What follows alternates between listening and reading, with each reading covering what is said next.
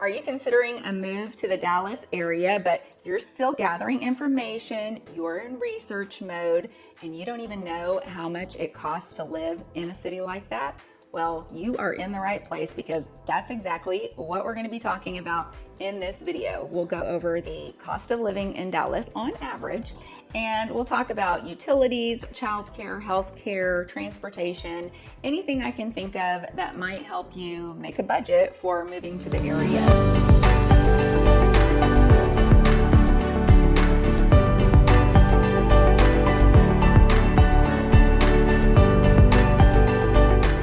So let's get started on that. But first, if you are interested in learning everything there is to know about the Dallas-Fort Worth area, be sure to subscribe below and tap the bell for notifications so you're always up to date on the latest market insights.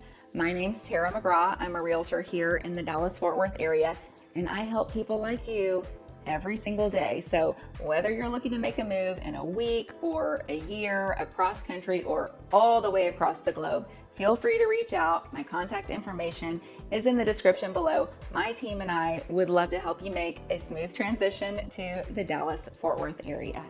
Now, I think a really good place to start is with the average household income. Now, this is just a very broad scope of what people make here. We have people that make nothing, and we have multi-millionaires. So let's just look at the average cost of income, which actually is about 6% higher than the national average.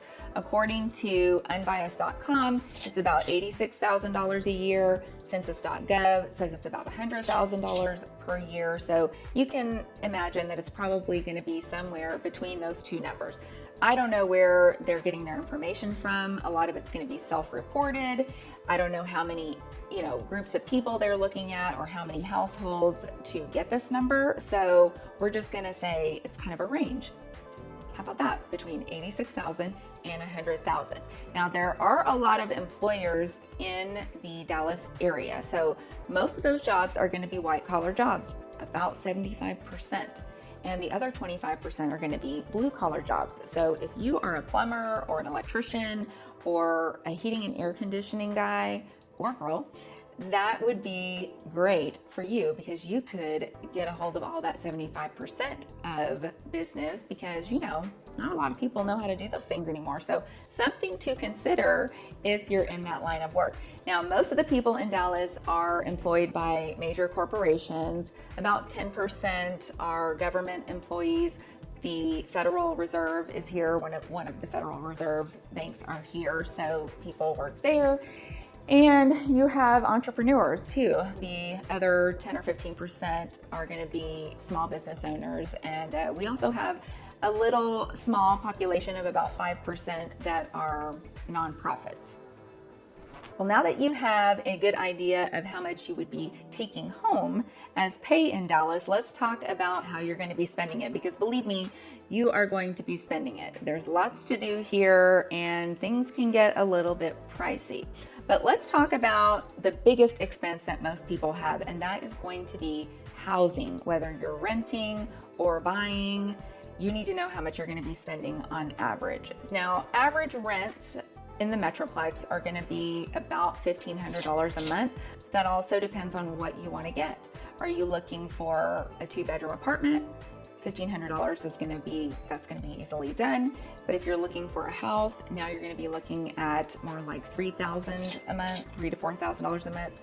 Depending on the size, they go all the way up to $15,000, $20,000, but that's generally going to be a pretty large home. So that kind of gives you an idea of what a rental would cost you. But if you're purchasing a home, the average cost of homes sold are about $460,000 right now. So you have to look at what your mortgage would be versus what it would be to rent with the interest rates, which are currently headed down. So in my opinion, of course, I think it's a good idea to go ahead and purchase one because the prices have been going up here year over year.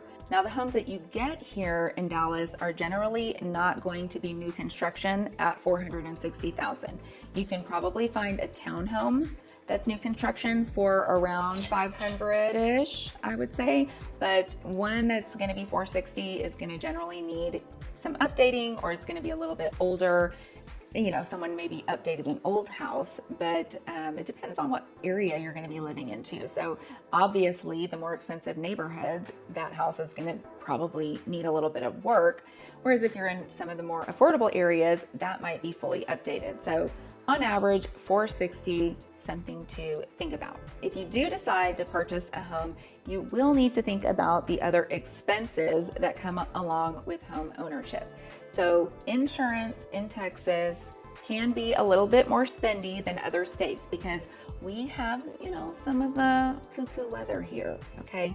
It never knows what day it is here. It doesn't know what season it is here in Texas. You might have a day that's 70 degrees and then the next day it's freezing cold and then the next day, it's warm again. And we just never know what to expect here. But with that comes a little bit of inclement weather. So sometimes you get hailstorms. Sometimes you get tornadoes. Now, don't freak out. We don't really see a lot of tornadoes. That's really more up north in Oklahoma. But we did have one. So I've been here for a very long time and I've only seen one tornado that actually kind of went through sort of a major area. So it's not a huge threat, but it's a thing. And the hail and the just bad storms in general, we do get a lot of thunderstorms and things like that. So you might get some flash flooding, but it's not like Houston where, you might get a flash flood and it's going to be, like you have to get out of your house. Here it's going to be more like, oh, don't drive in the street for a minute. So anyway, all of that drives up the cost of insurance. So I don't know what it is where you live. If you want to share in the comments below what you pay here on average, depending on the size of the house and the value of the house, people are paying about $275 a month. So not too bad, not great, but it's not too bad. It's about $3,500 a year on average, $3,000, $3,500. So you definitely want to calculate that into your yearly expenses. You're also going to have maintenance on the house. And we generally say that you should put 1 to 4% away for maintenance. Now, if you buy a home warranty when you purchase your house, I think that's a smart move where it doesn't cover everything. It doesn't cover, like if your house floods or something like that, you need to get that kind of insurance tacked onto your regular homeowner's insurance. But it will cover things like appliances. So I know I've used mine a lot, and the first year that I lived here, I needed a new hot water heater and it was going to cost me $2,500, but because I had a home warranty, it only cost me $75. So I'm a fan of the home warranty. I know not everybody is, but I've used it a lot and I think it's a good buy. You'll want to think about lawn care. I pay a guy $40 once a week to mow my lawn, but it's only for part of the year because in the wintertime, the grass dies and I don't have to pay him to mow it. I also pay True Green Lawn Care to come and they put all the fertilizer and the weed killers and the bug killers and all the things that are probably going to give me cancer, but it sure does keep my lawn looking nice. I have one of the greenest lawns on the block and I don't have to do anything. So if you don't want to do it yourself, you might think about getting True Green to come and do that. And it does cost me about $70 a month because I also do the mosquito control. I'm not sure what it is just for the lawn, but in my opinion, it's money well spent because I don't have to think about it. You could always turf your lawn. A lot of people are doing that right now. It's kind of a trend. They generally do that only in the backyard because that's kind of where the kids are going to play and people are going to run around. In the front, it can look a little bit cheesy, but I'm not judging. If that's what you like, go ahead. But most of the time, people just put it in the backyard. Now, if you do use the turf, then you don't have to worry about watering that grass during the hot summer. So just, keep that in mind when you're thinking about lawn maintenance. If you buy a house with a pool, you're going to be paying probably around $200 a month to have someone come out once a week. Now that does include, they skim it, they make sure that your chemicals are right. It includes the chemicals themselves, so you don't have to go out and buy them and have them for them. That definitely factors into that $200 a month, but you're also going to need to fill the pool. So, it's going to evaporate and it's going to make your water bill go up a little bit, but it does get pretty hot here in Texas. So a pool is a really, really nice thing to have, a nice feature. Let's just call it a really nice feature when it's 1 million degrees and you think you're living on the sun, but you've got a sparkling pool to jump in. That $200 is sounding like nothing. We do have property taxes in Texas that can be just a smidge higher, maybe more than a smidge higher than other places in the country. But I would like to point out that Texas does not have a state income tax. So depending on whether you are retired or you are making a pretty decent income, the difference between what property taxes are where you live now and what you pay in state income tax could be a lot more than what we're paying in property taxes here. So I don't know, you're just gonna have to do that math for yourself. But the average property tax in Dallas is gonna be about 2.2%. Now it's gonna vary depending on the school district, the county, just there are different contributing factors to what that rate is, but on average, it's about 2.2%. Now, if you go to the suburbs, it's usually under 2%, but it really just depends on which one you're going to. And like I said, which school district is involved with that. But in Dallas, about 2.2% of the total value of your home. Now, we do have some relief from the property taxes, like homestead exemptions and senior exemptions. The homestead exemption is really important. If this is your main home, it's not a vacation home or something like that, then you can claim it as your homestead. And what that does is it takes $100,000 off of the total value of your home. So then you only pay on the remaining amount. So let's say you have a $500,000 house, you have your homestead exemption, and it would be only taxed on the $400,000. So nice little break there. I'm not sure how much a senior gets, but you do have a pretty good one for seniors. I know when I compare listings, a lot of times I go, oh my gosh, that's a good one. That's probably a senior living there.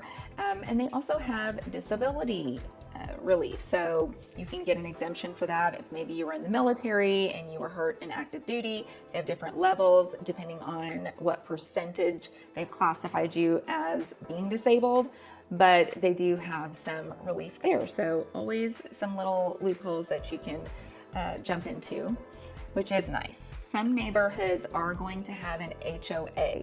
Now, it generally matters what area you're in. Dallas doesn't really have all that many HOAs because they're older neighborhoods, and those didn't really kind of come into style until later on. But when you get up further in the suburbs to the master planned communities, you're probably going to have an HOA. And those can run, I've seen them anywhere from as low as $100 a month all the way to $5,000, $10,000 a month.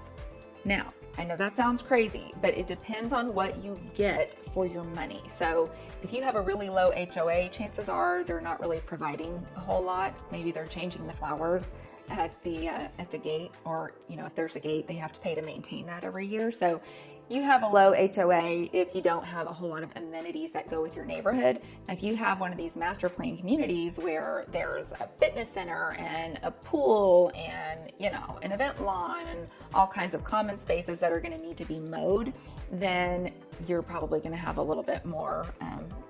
You generally see those around $300 to $400 a month. Now, the big ones come with high rises. So if you want a high rise downtown or something like that, that's where you're going to get your several $1,000 HOAs. But you have to think about it. You're probably going to have a doorman. There might be a dog walker. They're going to have all kinds of amenities and services that money is going to pay for. But definitely something you're going to want to budget for if you're thinking about a gated community or someplace up in the suburbs. I think it's really important to understand just how spread out the city of Dallas actually is. It's about 385 square miles, and the whole Dallas-Fort Worth Metroplex is over 8,000 square miles. So we're a driving city. If you don't have a car already where you live, you're gonna need to get one when you get here. So that might be an expense that you didn't plan for because we don't have a lot of walkable neighborhoods. There are a few, but there's really not that many. It's pretty spread out. We have bigger lots here, and that's kind of what attracts people to the area, is getting to spread out a little bit with your homestead. But when you spread out, well, then that makes your neighbors further away, and it's low density living in a lot of areas. So you're gonna need the vehicle. We don't have a great taxi system. You can Uber if you want. Uber's pretty good. We even have a company called Alto that's like a nice, like a fancy Uber, and they're pretty nice. But that is not something that you're gonna wanna depend on for your regular transportation. So factor in a car and the costs that are gonna come along with that car, like gasoline. The average cost of gasoline is about $2.62 a gallon right now. Now we all know gas prices go up and down, but right now it's about $2.62 a gallon. So if you're filling up once a week, then that could cost you, a good $50-$60. So you might want to consider that depending on what your commute is like, maybe to work, or if you're taking the kids around all the time, driving a lot like I do, then you might need to factor in a little bit more. I usually fill up once a week, but if you don't drive very much, that might take you a little bit farther, but $2.62 a gallon on average. You'll also want to think about the toll roads. We have a lot of toll roads here, particularly in the suburbs, but if you're in Dallas proper, you're just going to be using the Dallas North Tollway that goes north and south. And I have to say, I would plan on it because 75 is the other highway that runs on the other side of town, and it's a nightmare. So avoid it at all costs if you can. I think it's worth it to drive down and just pay to go on the tollway. It costs me about $40 a month to drive on the tollway. They take it out of your account in $40 increments. So when you sign up, they're going to take that $40 out, and then you're going to drive. And when that $40 runs out, then they hit you for another $40 payment. And that's just how they do it. I don't know why it's 40, but it's 40. Utilities are definitely something that you need to budget for in Texas, because anywhere you go, I don't care if you're further north or down in South Padre Island, our utilities here are about 14% higher on average than other parts of the country, than the national average. But it's the weather. I'm telling you, it's the weather. I don't need to look it up. I know it's the weather. It gets really hot here from about May to about September, to about the end of September, and even sometimes into October. But usually October is everyone's favorite month because that's when it starts to cool down, but it's still really nice out. So you go spend a lot of time outside in October. It's like the relief month after the heat. But it generally doesn't start to get super hot until July.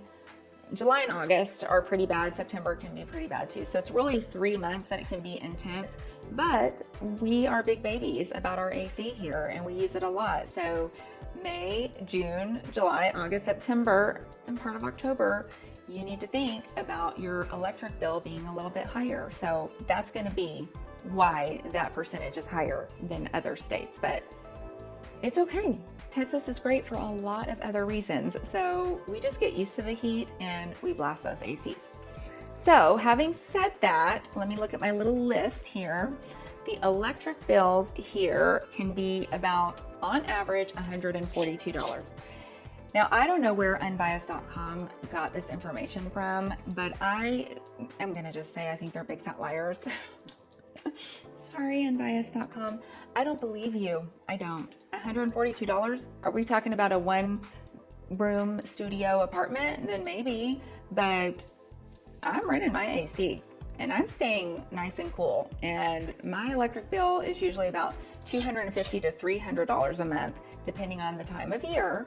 But I don't know, this $142, that sounds a little bit low. I'd like to have their rate if that's the case, because I'm spending $250, $300. Electricity is deregulated here, so you don't have to use the one provider that we used to have, which was TXU.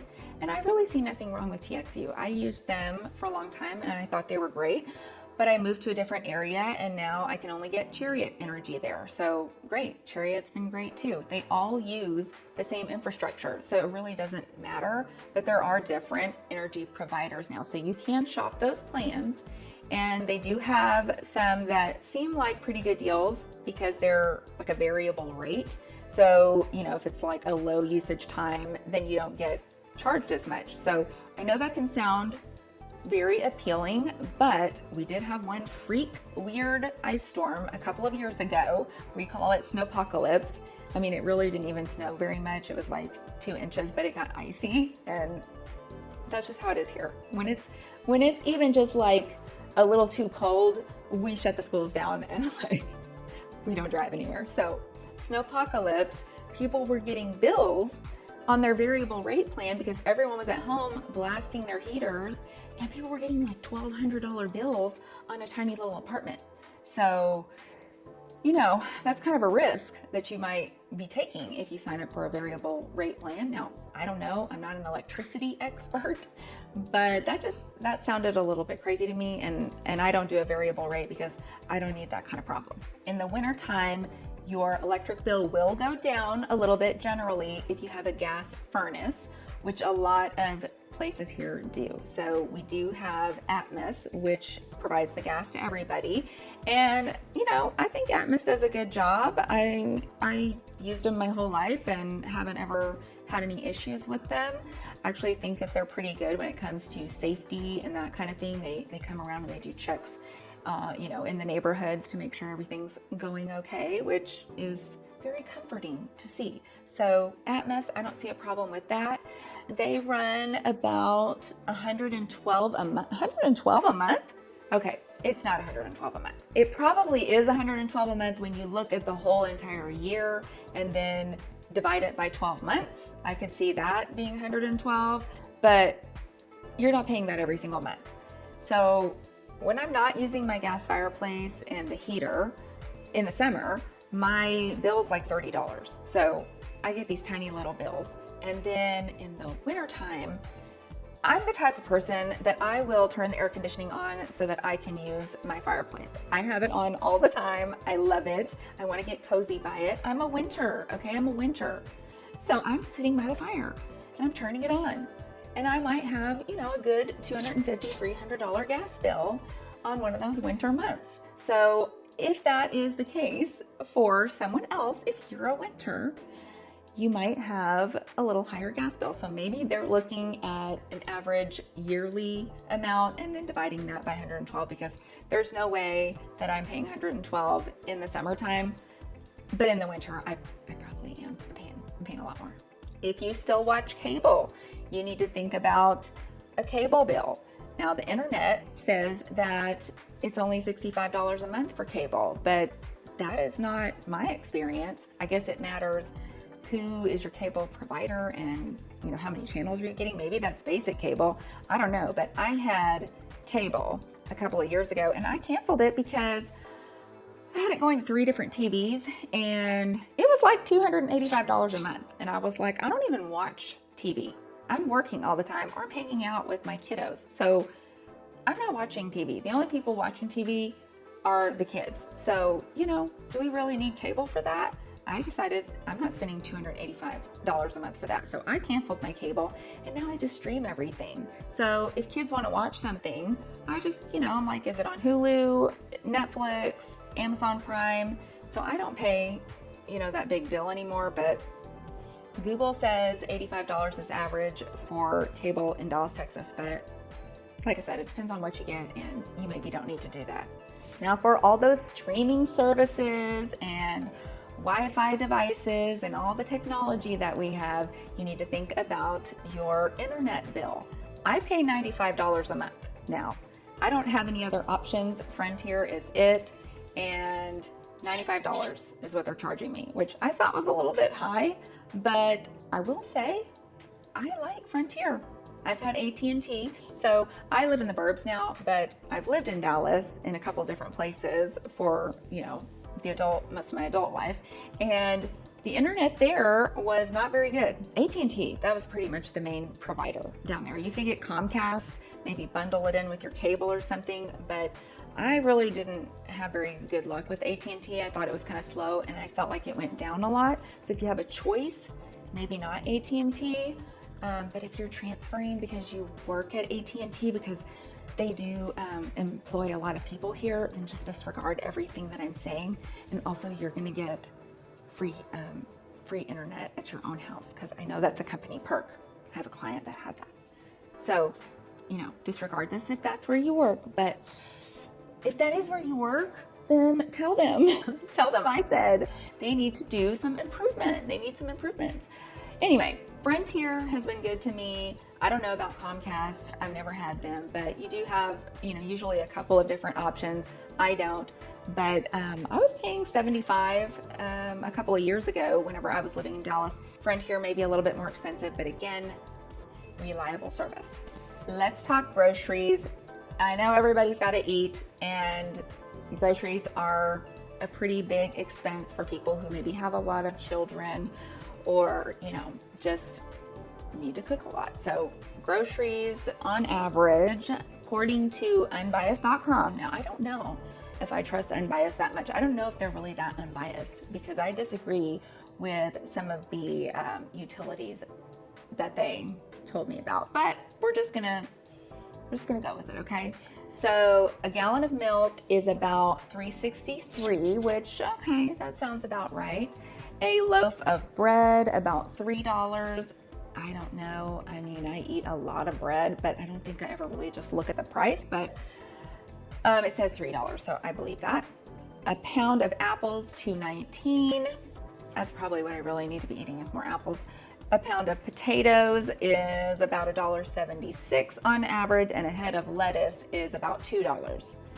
That's really what I need to be eating, the lettuce and the apples. Okay, so I don't know how that compares to where you're coming from, but that is generally what it's going to cost here in the Dallas area, which is about 10% higher than the rest of the country.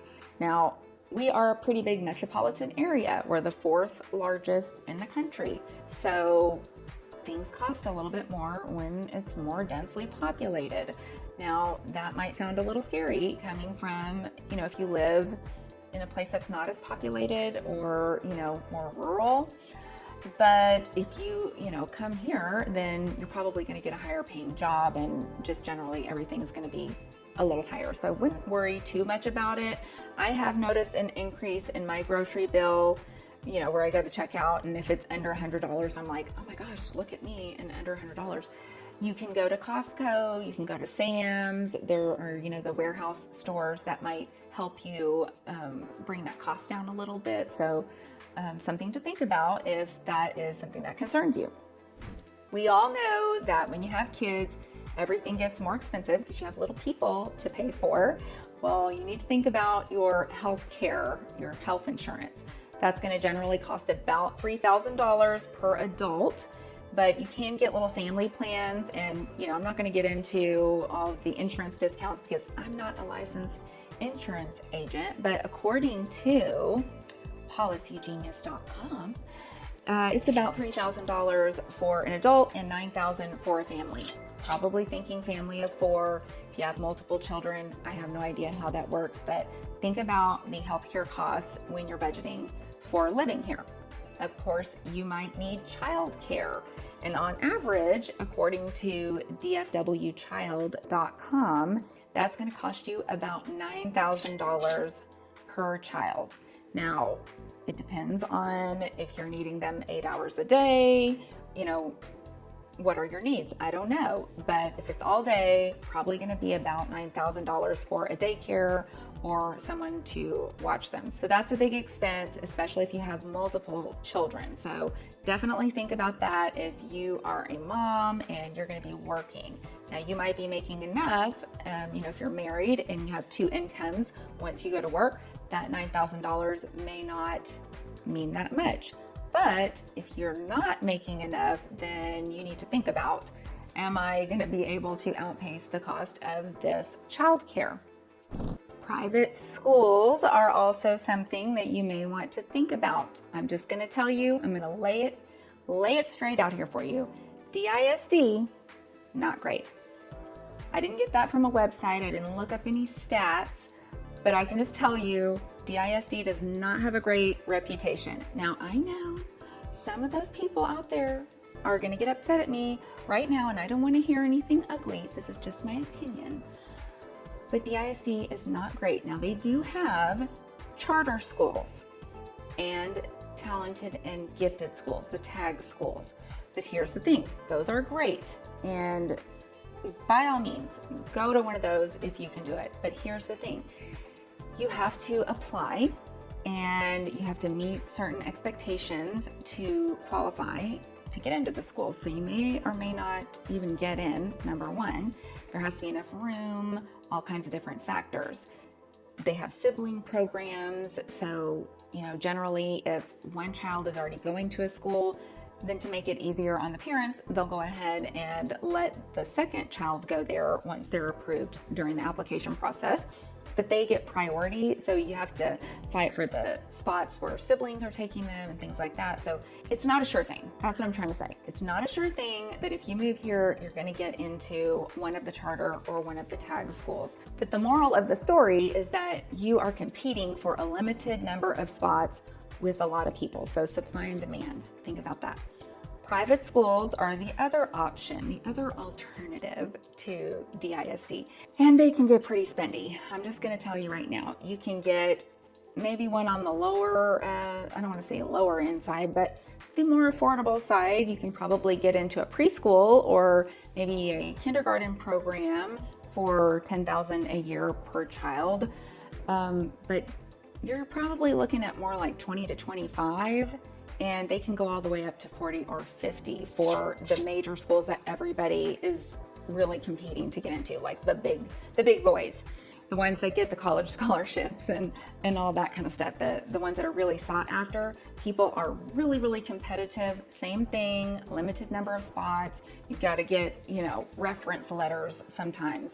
It's better if you knew someone who went to school there and an alumni can write you a letter, things like that. Those can get pretty expensive. So you're going to want to budget for that if you have kiddos and you want to avoid the public schools. You're going to be looking at a charter school or a private school. I thought it was really interesting when I saw that the average age of a person living in Dallas is 33 years old, and that the majority of the households, something like 70%, don't have children living at home. So I thought, well, okay, I think that probably has something to do with the schools and being able to get good schools up in the suburbs. So generally those people are going to be, a little bit older than that and have a couple of kids, because seems like they're waiting a little bit later to have kids. So I wasn't super surprised by that age, but a little bit, because I was really thinking, how are they affording to live here? Of course, you are going to want to budget for entertainment. There's a lot to do around here, but that's all going to depend on you and how much you need to be entertained. Some of us need more than others.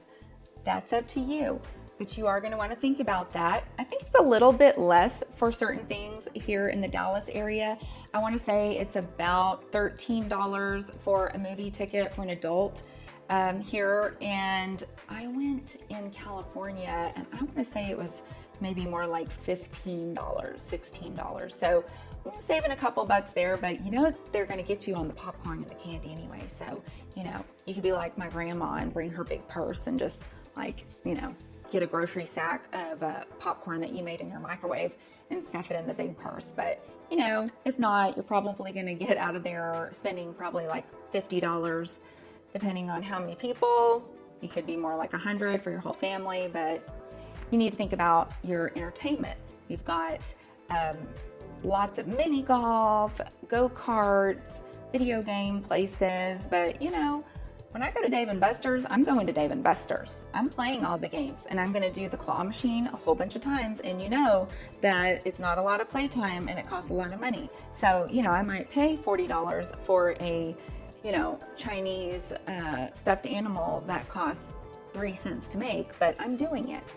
So when I go to Dave & Buster's, I'm going to get the card and I'm going to reload too. So, when I go to Dave & Buster's, I'm spending at least $100 on myself and then probably another 100 on my kiddo. So, that can add up pretty quick. Now, we don't go to Dave & Buster's all that much. It's a special night when we go, but when we go, we do it up. So think about that. Entertainment is usually another big part of a person's budget. So you don't want to buy too much house, because then you're going to be spending all your money on your house and you're not going to be able to go anywhere. So another thing to think about when you think about, how much you want to spend on your house, maybe top of your budget is going to be a higher house payment, but you can afford it. but then you don't, you're going to be stuck there all the time. So shopping at the top of your budget is not always a great idea because you have to pay for things. We've got mini golf, there's a putt and a place called Puttery that's really fun. We have speakeasies for the adults. There are all kinds of things in the wintertime, like all these Christmas events that, they're like $50 a person to go to, but you're like, oh, it's Christmas and we don't care because it's only one time a year and we need to pay for the memories, which is what I do. I spring for it. And it is always, the memories are worth a lot to me, but there are times when I have left places and my son is grumpy and I'm like, why did I just pay all this to come here? Because this wasn't even that great and my kid's not even happy when he leaves. Like, I'm paying to make him happy, okay? So think about it. You want to be able to go places, and entertainment can be pricey. So factor that in. That about covers everything that I can think of as far as basic expenses in the Dallas, Texas area. Now, I know everyone has a unique family and unique needs, so maybe you have an expense that's unique to you that you need to know a little bit more about. So feel free to message me or leave it in the comments and I can research that for you and let you know what you might be paying for that thing here in Dallas. And if there's anything I forgot, feel free to let me know as well. And until next time, I'll see you in the next video. Thank you so much for watching. I really appreciate it, and I hope you found this useful. And as always, if you're looking to make a move in a month or a year, across country, or all the way across the globe, feel free to reach out. My contact information is in the description below. My team and I would love to help you make a smooth transition to the Dallas-Fort Worth area.